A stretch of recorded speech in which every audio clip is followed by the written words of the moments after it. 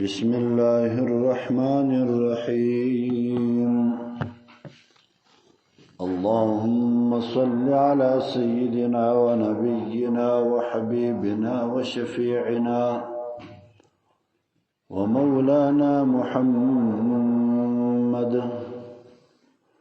وعلى آله وأصحابه أجمعين. بسم الله الرحمن الرحيم. يا أيها الذين آمنوا لا تتخذوا الذين اتخذوا دينكم هزوا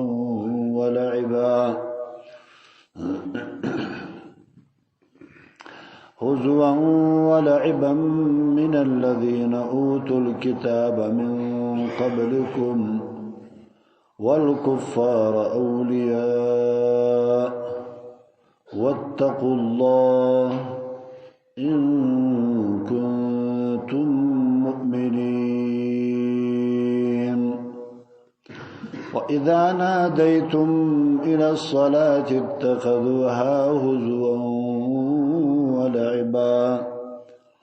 ذلك بأنهم قوم لا يعقلون. قل يا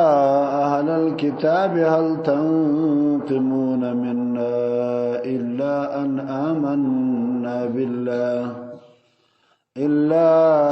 آمنا بالله وما أنزل إلينا وما أنزل من قبل وأن أكثركم فاسقون. صدق الله مولانا العظيم.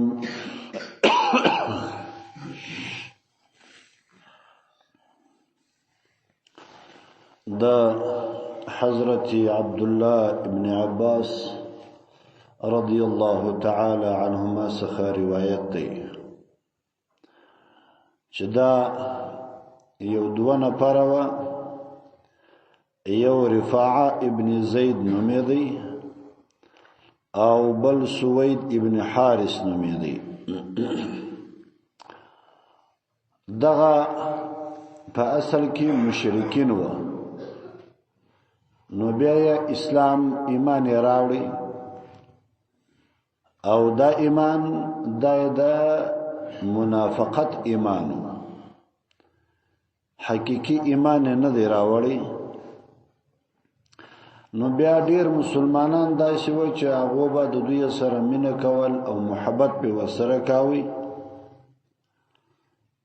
نو په حقیقت باندې د دوی نه و خبر. الله جل جلاله دغه آیاتونه راواستوله چې تاسو د هغه چا سره دوستی مکوئ چې هغه دین ته په سپک نظر باندې ګوري، چې هغه دین یو پسخند ورته معلومیږي. د هغو خلکو سره تاسو دوستی و قرابت و انډیوالي مکوئ. نو بیا مسلمانان څه شکی سواله پر دغه خلکو باندې، نو بیا دا و چې دوستی ور سره پرېښولې، مینه او محبت ور سره پرېښوي. او په دې یهودو کې داسې خلک به وه، نو چې کله به وخت د لمانځه راغلی او یا به د جماعت وخت راغلی چې درځي و جماعت ته، نو مسلمانان چې به ولاړ سواله و جماعت ته، دوی به پر هغه ځای باندې ناست وه او لمانځه ته به نه ولاړېدل. او بله بیا دا کوله چې لمونځونه به کول، اول خو لمونځ نه کاوی، بیا چې بیا لمونځ کاوی هغه هم په طریقه د پسخند باندې بیا دا لمونځ کاوی، او یا بیا خندا پر کوله. الله جل جلاله دا ورستنی آیاتونه پس راواستوله چې دین ته یا والمانځه ته په سپک نظر باندې تاسو مګورئ.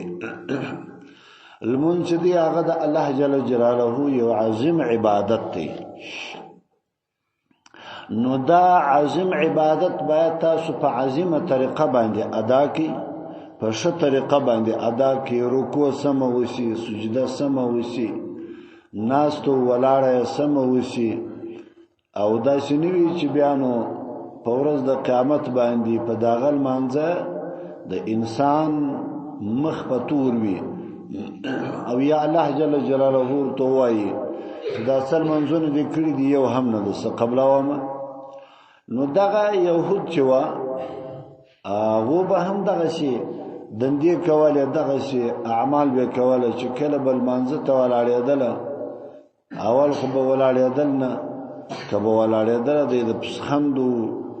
د خندا په شکل باندې به دوی بیا ولاړ شوله. نو الله جل جلاله دغه آیاتونه ورته راواستوله. او بل دا و یو نصرانی و مدینه منوره کې، نصرانی دا پر نصرانیت دین باندې و، د عیسی علیه السلام پر دین باندې و. نو چې کله به د اذان واورېدی نو دا کلمه چې بیا هغه مؤذن وویله چې اشهد ان محمد رسول الله،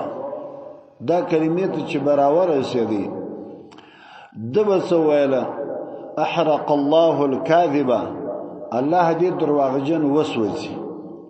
دا خبره به وکړه ول الله دې درواغجن وسوځي. نو دا لفظونه به ویله څه زمانه بدی کې تیر رسوله، د شپې دی خپل کور او بچان اهل دا په کور کې پراته دي.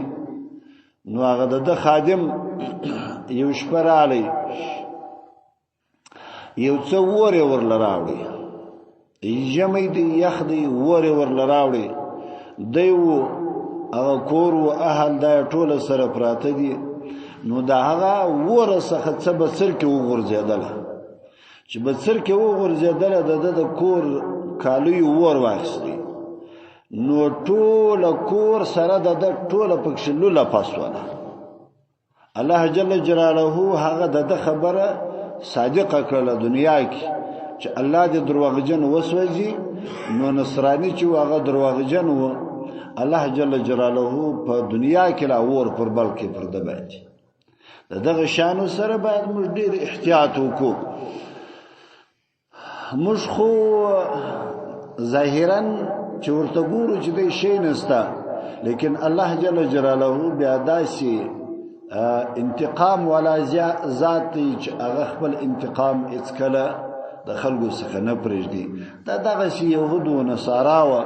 دغسې اعمال به یې کوله او الله جل جلاله به په ژوندونې پر دوی باندې ورونه بلوله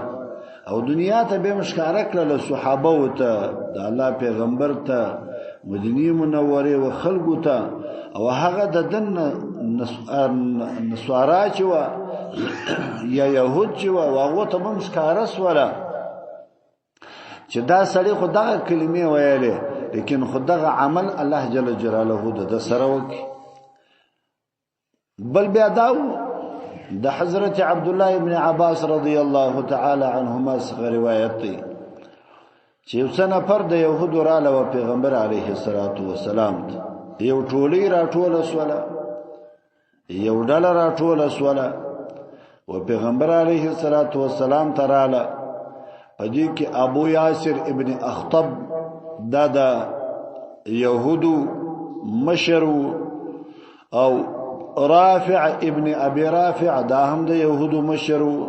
عامر ابن عمر دا هم د یهودو مشر. دا څو نفر سره راټول سره دا مشران و پیغمبر صلی الله علیه وسلم تراله. نو یې پوښتنه وکړه عمن یؤمن به من الرسل، چې پر چا باندې تاسو ایمان لري او موږ پر چا باندې ایمان راوړو. سرهم خلاصیږي کنه، ایمان پر چا باندې موږ راوړو. پیغمبر صلی الله علیه وسلم ورته ویل چې زموږ ایمان پر الله جل جلاله باندې دی. وما انزل الى ابراهيم واسماعيل واسحاق ويعقوب والاسباط، او هغه کتابونه چې ابراهيم عليه السلام ته نازل شوي دي، اسماعیل عليه السلام، اسحاق عليه السلام، یعقوب عليه السلام، او موسی علیه السلام ته او عیسی علیه السلام ته چې کوم کتاب ورکول شوی دی او مخکنی انبیاء ته چې کما صحیفه ورته راغلي دي یا کوم کتابونه پر دې ټول باندې زموږ ایمان دی او زموږ عقیده به هم دا وي د آدم علیه السلام څخه راځه بیا در جنابي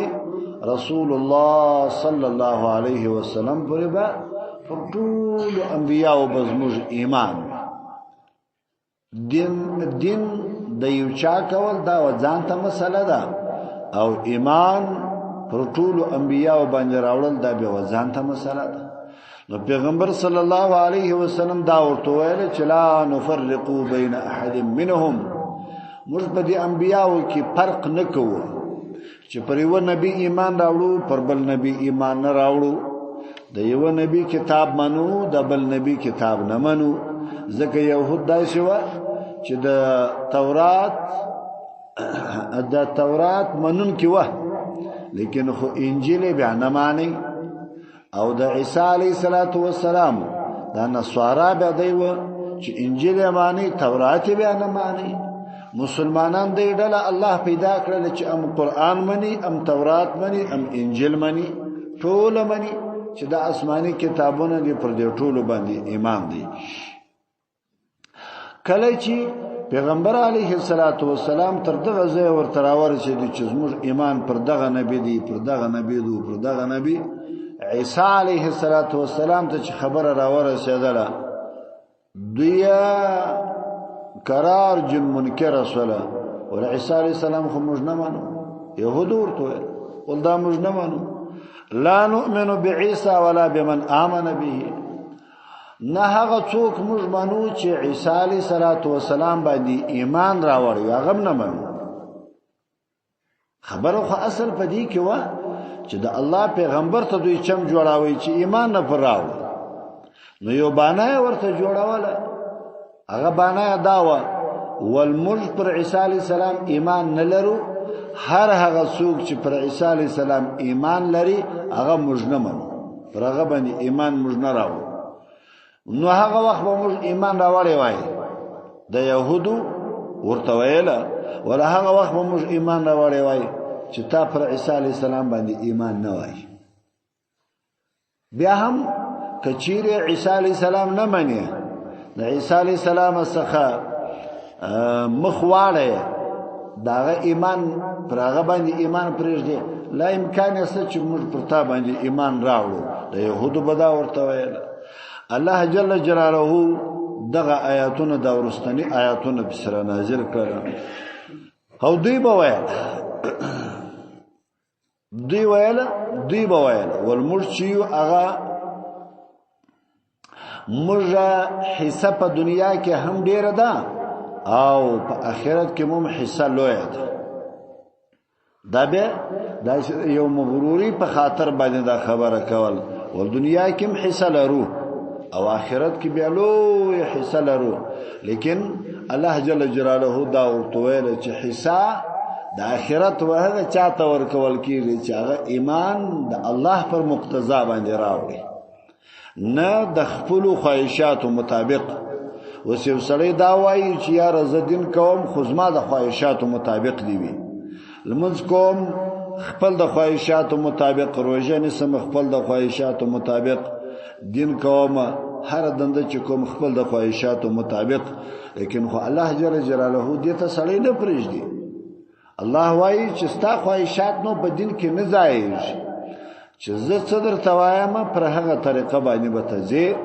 نو يهودو به دا ویل ولزموږ د اخرت کې ملوه حصہ ده الله جل جلاله ورته وایي چې نه په اخرت کې حصہ ده دوی نسته په اخرت کې حصہ ده هغه چا ده چې هغه مؤمنان وي او ایمان کامل وي او پر دغه ایمان باندې ژوند وي او پر دغه ایمان باندې مرګ وي نو هغه کسان چې دي دا غو د پاره په آخرت کې به لوی حصہ ده وای الله جل جلاله یا ایها الذین هغه کسانو امنو چې تاسو ایمان راوړی دي لا تتخذو تاسو دوستی مکوي الذين داغ کسانو سره اتخذو چې دوی نیولې وی دینکم ستاسو دین هزوا مسخره ولعبا هزوا معنا یو پسخند ولعبا ساتیری نیولې وی نو تاسو دا غو سره دوسته مکوي ګوري عاجزانو دا یو خبره په یاد وساتئ دغه آیات څخه دا معلومیږي هغه سړی چې بيدینه وي هغه سړی چې بیلمان زوي هغه سړی چې په دین کې کار نه لري د دین سره تعلق نه لري که څه هم مسلمان وي دغه آیات په مقتضا باندې مشته په کار ده چې د بيدینه څخه خلاص واخ دوستی نه ور سره وکړو محبت نه ور سره وکړو ناس ته نه ور سره وکړو ولاړ نه ور سره وکړو انډیوالي او قرابت نه ور سره وکړو په پیژې کنه ځکه خو الله جل جلاله هغه خلق چې هغه ظاهرا مسلمانان و لیکن خو دې دین ته په پسپکه باندې کتله و المنځ ته په پسپکه باندې کتله کله بل منځ کړي کله نه کړي کله ولار سوي ول منځ ته کله به سست ورته ولار سوله کله به کوي کله به نه کوي الله جل جلاله امر وکي چې دغه خلکو سره تاسو دوستی مکوئ لا تتخذوا تاسو دوستی مکوئ الذين دا کسانو سره اتخذوا دینکم چې تاسو دین ته ګوري حزوا ولعبا پس پک نظر باندې ورته ګوري دا و سره تاسو دوستی مکوئ که څه هم ستا قریب وي که څه هم ستا پکور کې در سره وستا اولاد وي بی دین وي نو باید سړی په دوستی باندې نه ورته وګوري محبت نو سره وساتي محبت باید نو سره وساتي مسلمان به وي ټیک خبره ده چې مسلمان دی لیکن خدا زې ناکام دی چې بی دین دی د بی دیني په وجه باندې ځکه المانزه ته په سپک نظر باندې قتل دا خو سره کې کفر دی یا د دین او هرجوس ته په سپک نظر باندې قتل هغه کفر دی پیغمبر علیه الصلاۃ والسلام دا فرمایي چې من ترک الصلاه فقد کفر کچال منځ پرې شوی دا کافر ځکه د مسلمانو د کافر په مابین کې فرق هغه په منځ باندې دی مسلمانان چې دی هغه منځ گزار دي او کافر چې دی هغه منځ نه کوي او بل به از مشتاسی دا د اوس وخت منځونه الله دې رحم وکړي مشتاید منځونه خو منځونه نه دي او نه پر هغه طریقه باندې دي چې کتاب یا قران وایي د یو ورځ د برنده کې ولاړ یم مخصوصا جمعه توسو او د باندې ووتلم نو پر منځو باندې و درېدلم یو څنګه ته یو سوپیر سره و درېدی شه سوپیر سړی دی نو ما دې دواره یو ځل مون سره کو زم پر منځو ولاړم ته پر منځو ولاړ دي یقینا د المنځ پر دغه شکل باندې کاوي تا چې ولا پر د نازل سوی دي د المنځ لکه د چې جوړ کړی د المنځ کولای څنګه رکوع ته چې بولاړي دا خو چې بر راپورته کېدی پایڅې به پلاس کې ونیولې لمن به پلاس کې ونیول راپورته بسو او هغه هم د جګ بنه درې د ماز به سره پورته کې بیا به ډایرکټ سجدي ته روانو سجدي ته چې بولاړي بیا د پښې دار کم نه کول لکه مشته سجده کوي چې یو پښه پرې باسو بل جګ ودرو د بدوالي پښې د جګ نیولې وایي چې د بوک شې نسي نیم بکشې نسي نیم پروتو او لاسونه به اسمه زو د المنځ ته په سجده کې به ماځي ودی زنګنو ته ورور سوال بیا بچا بکلاړي سجده ته لوی سوپی سړی تقریبا په ژره کې سپین ویشتان هم نو دا زموږ منځ دی دا زموږ طریقه ده چې موږ کوو چې هر څه ورته وایي چې کاکال منځ کوي خو یو 2 منټه به زیات اخلي یو 15 منټه به زیات اخلي اس اسمان نه نړیږي په یو ښه طریقه باندې وکړي چې الله در سره راضي شي په ژوند کې به برکت راشي په عمر کې به برکت راشي لیکن هم دومره ناپوه انسانان یو چې د چاله نه منو الله دې رحم را باندې وکړي یا ایها الذین یا کسانو آمنو چې تاسو ایمان راوړی دي لا تتخذوا تاسو منسی الذین کسان اتخذوا چې دوی نیولې وی دینکم تاسو دین هزوان په مسخري ولا عبایو پسخندوی من الذين دعوا كسانو سخ اوتل کتاب چې واغو ته کتاب او تورات ورکول سوی وی انجیل ورکول سوی وی من قبلکم چا مخک در تاسو و چا يهود وا والکفار اولیاء د دوی دوستان چې دی هغه کفار دي اولیاء د دوی دوستان دي نو دوی خو د کافر سره دوستی سوله د مؤمن سره نسوله واتقوا الله وبرجي د الله جل جلاله سخا هغه شانو کې چې الله جل جلاله تاسو منع کړی است ان کنتم کچیر تاسو اس مؤمنین کتاسو ایمان والا است واذا نادیتم چکل با آوازو سو تاسو ته نادیتم چکل با آوازو سو الى الصلاه والمانزه چراسی والمانزلرا نو اتخذوها دوی بدغ والمانزه پس پک باندې کتل اتخذوها دوی بونی وی هزوا ولعبا مسخری بوی او پسخن بو دا د یهود اعمال و ذالک دغه د دوی استهزاء چوا دا بیا یو د کفارو څخه یو سنه پروا چې کله به اذان واوریدینو به حسد د مسلمانانو سره کوي ډیر حسد وکاوي ځکه خو په دې اذان کې د نبی عليه الصلاة والسلام نو مبارک او بیا به رااله او پیغمبر علیه الصلاة والسلام ته ولدا تاسو کوم کیسه شروع کړې لوی لوی چې دیناری دی وایي دا وس نعوذ بالله دا وس تا کومه دنده شروع کړې په دې تیر امتو کې چې هغه مخکې خلک تیر شوی دي یا مخکې انبیا موږ په هغه کې داسې کیسې نه دی اورېدلې تاسو سره کوم ناواله ده خبره شروع کړې دي نو کچیر ته دعوت د نبوت کوي نو خدغه مخکنی انبیا او طریقه مختاره کاغو خدغه شناری نه وایي نعوذ بالله خبره به ورته کوله نو کچیر دې شوی چې دغه ستا دغه ناری خیر وایي نو بیا هغه مخکنی خلق چې و هغه بیا په دې باندې خیر و چې هغه به عمل کوي نو دا ستا دغه आवाज کول د اذان کول دا خیر نه دی نو نعوذ بالله چې دا خیر نه د نو مخکنی انبیاو د اذانونو نه دي کړی نو دا د یو دشي आवाज دی چې موږ دغه نعوذ بالله قبح आवाज نه دی اوریدلی دا ګوري چې مؤذن اذان کې پام کوي چې دا خبره ونه کوي چې دا وثبت आवाज دی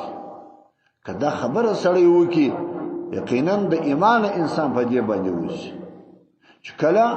مؤذن اذان کوي چپ په خله به پاتېږي چې مؤذن اذان کوي هغه کلمې به تور سره وایي چې کوم مؤذن یې وایي او پیغمبر علیه الصلاة والسلام څوای وای مؤذن چې د اذان کوي د الله د پاره وکاله پر لپسې چې وکي الله جل جلاله به په ټول جنتیانو باندې د غاړه لوړي از आवाज به وسی په ورځ د قیامت باندې اين المؤذنون هغه اذان کوونکي چیرې دی هغه جرامخته شي در دې ټول جنتیانو به د غاړه لوړه بوي او الله جل جلاله به بغیر حساب او جنت تواسي الله دې مور نصیب کی نو دغه الله جل جلاله ورته ویلا چې دغه بنوشه قول چیری وی چې خلق و دین ترابولی خلق و اسلام ترابولی در دې بنوشه قول چیری وی لکه اذان نو دوی خو نه باندې ذالک دغه استهزاء او پسخند دوی چې و بانهم دوی قوم دایو داس قوم لا يعقلون چې دوی عقل نه درلودي قلور تو یا رسول الله صلی الله علیه وسلم یا اهل الكتاب اے یهود اے نصارا و اے اهل کتاب والا هل تنقمون منا تاسو مرسخ بد نوړي هل تنقمون منا تاسو مرسخ بد نوړي الا خو بیاوړي ان آمنا چې موږ ایمان راوړی دی بالله پر الله جل جلاله باندې و ما انزل الینا او هغه چې و مستنازل سوی دی و ما انزل من قبل هغه چې مخکې نازل سوی دی من قبل چې مخکې درموش ګوره دا کفار نه دي دا کفار چې موږ څخه بد وړي هغه په کوم خاطر باندې زموږ څخه بد وړي خو هیڅ نه پر لاس ورختلی نه پر پښه ورختلی نه ممزکه جن لاندې کړي ده نه سرای جن لاندې کړي دي نه وطن جن لاندې کړي دي دا مسلمانانو ولي وښني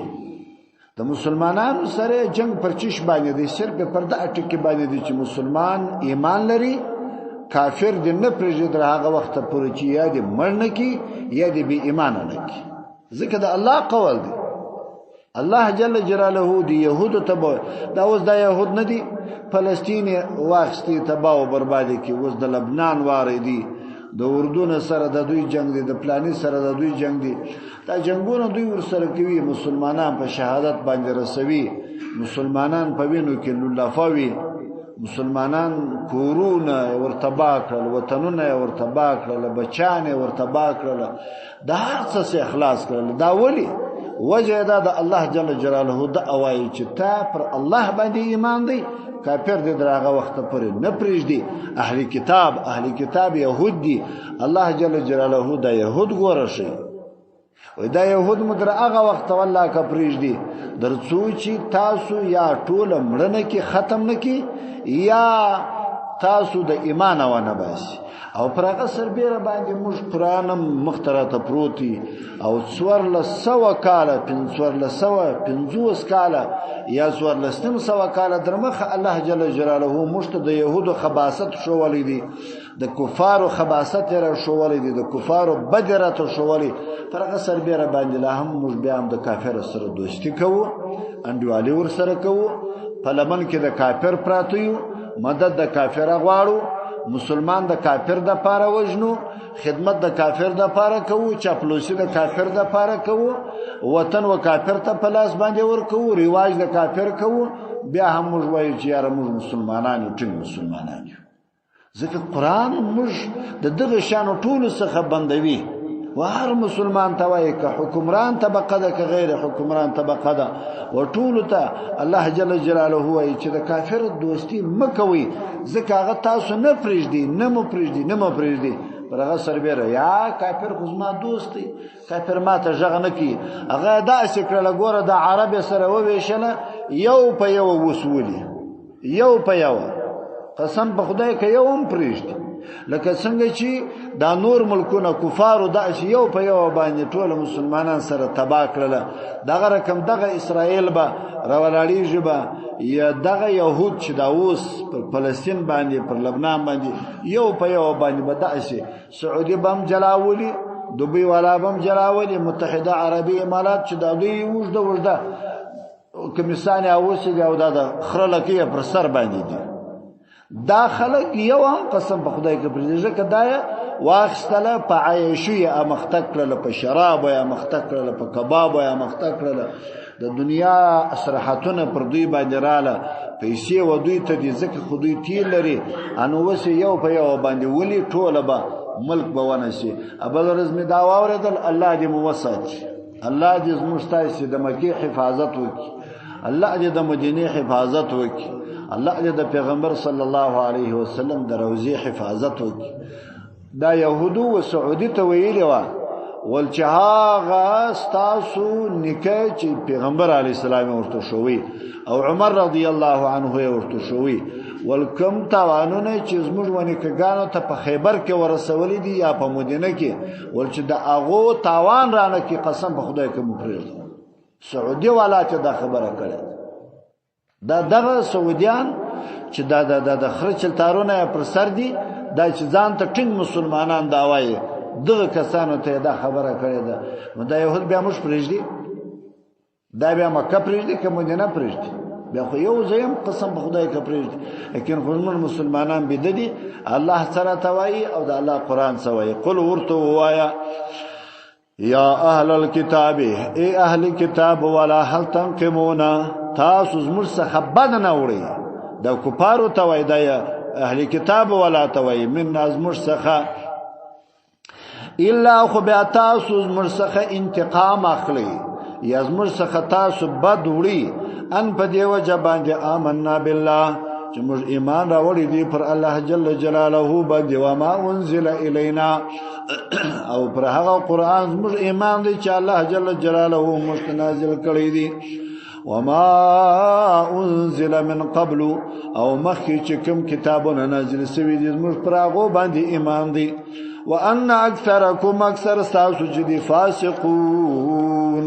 هغه وتل د ایمان څخه دي فاسقون معنا کافرون دي وتل د ایمان دي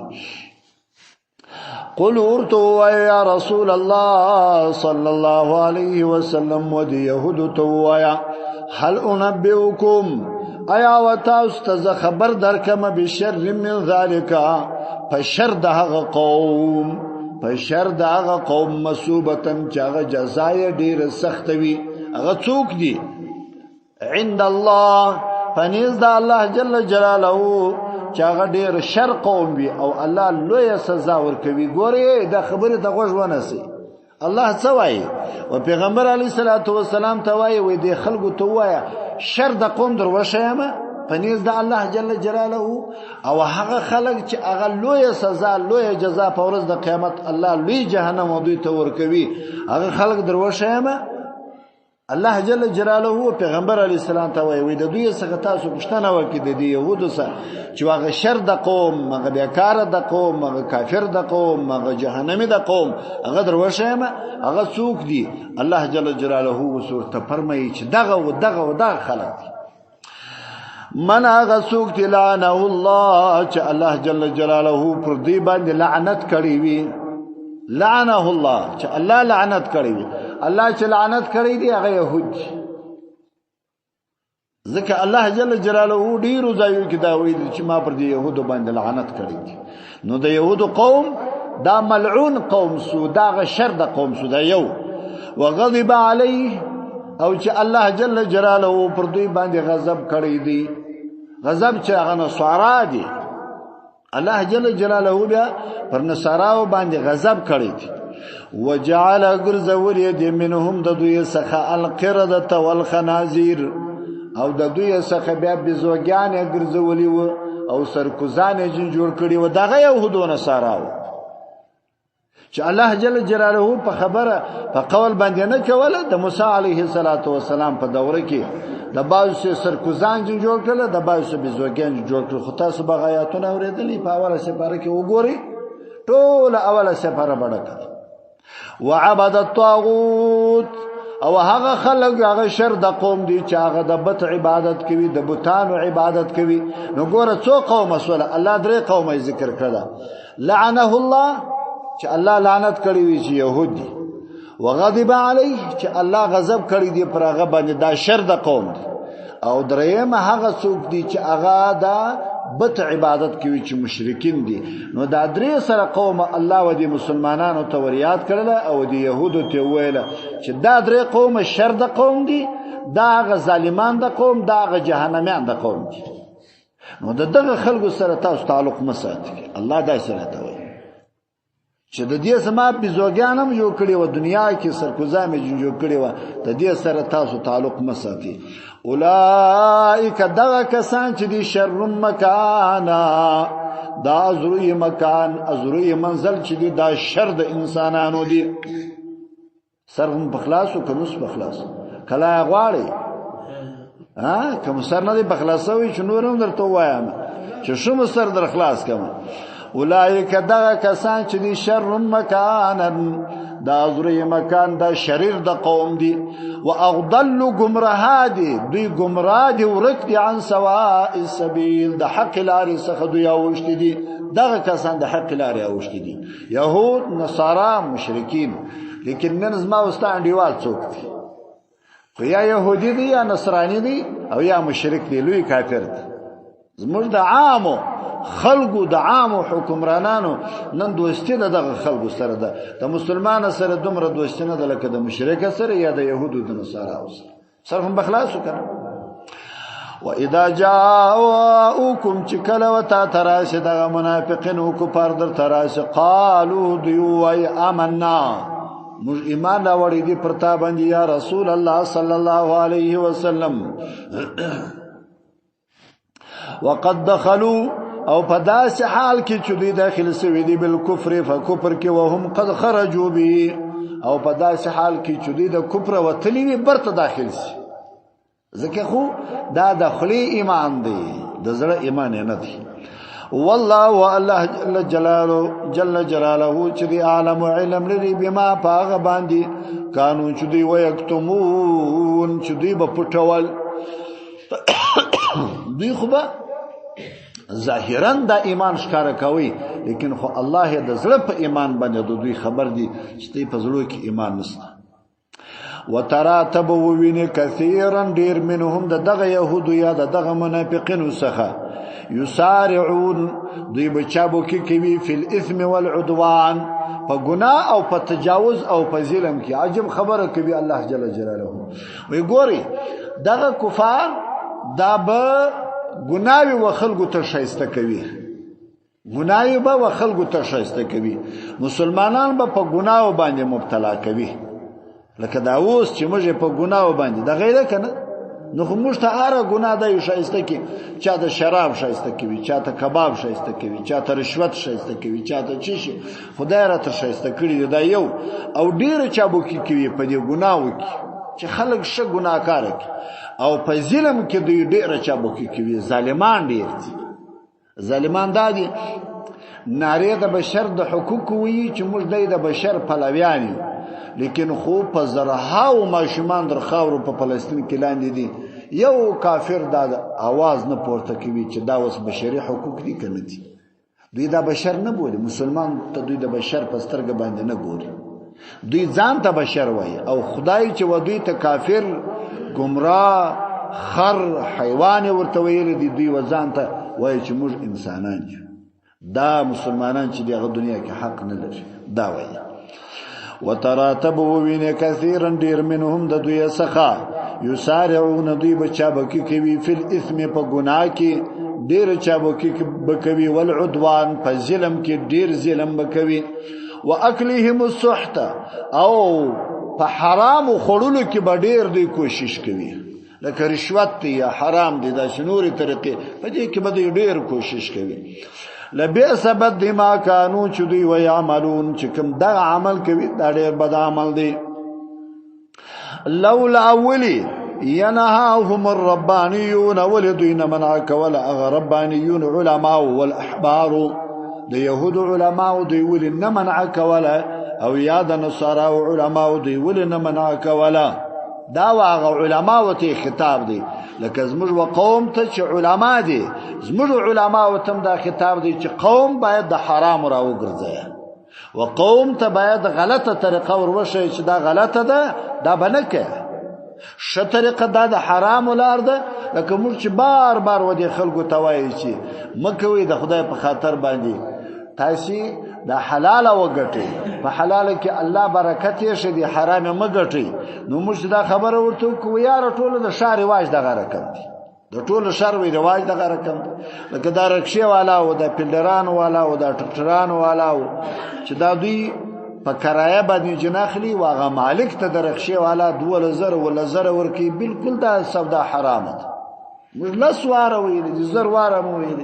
لیکن خو قوم په دې باندې نه کویږي نو چې قوم په دې نه پوهیږي نو حرام غواړي چې د انسان په نسنن او تل سلوي شو ځلمز نه قبلې شي او موږ په دې باندې باک نه کوو وای ټول شر په دې باندې اخته نو که شر کوپر کاوي نو موږ باندې نعوذ بالله کوپر وسره کوو که شر بد اعمال شروع کړو نو موږ دا بد اعمال وسره شروع کوو یا نو خپل ځان خو بنور راګرځو لیکن خو خلق وسودی ته نه ګوري خلق د پیسو او ګټلو ته ګوري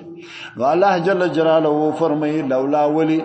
ينهاهم ولنا منعك ولا دغ يهود ونصارى الربانيون اغدا علماء ود انصار ولدوا منعك ولا والاحبار اغدا يهود علماء ولنا منعك ولا عن قولهم الاثم درواغ ولنا منعك ولا او د گناس ولنا منعك ولا واكلهم السحت او د حرام خلول السخ ولنا منعك ولا لبئس بد ما كانوا چدي ويصنعون چې دوی دغه عمل کوي او دغه صنع کوله دا ډیر بد عمل دی علما او تم په کار داده چې باید قوم د بدو څخه راو ګرځوي ځکه خطاب او هغه ته دی پن به مرجن اخلو الله دې توفیق د نیکو اعمال راکړي او مالک الحمد لله رب العالمين والصلاة والسلام على سيدنا محمد وآله وصحبه اللهم ربنا تقبل منا إنك أنت السميع العليم وتب علينا إنك أنت التواب الرحيم رب اجعلني مقيم الصلاة ومن ذريتي ربنا وتقبل دعاء ربنا اغفر لي ولوالدي وللمؤمنين يوم يقوم الحساب وصلى الله تعالى على خير خلقه محمد وآله وصحبه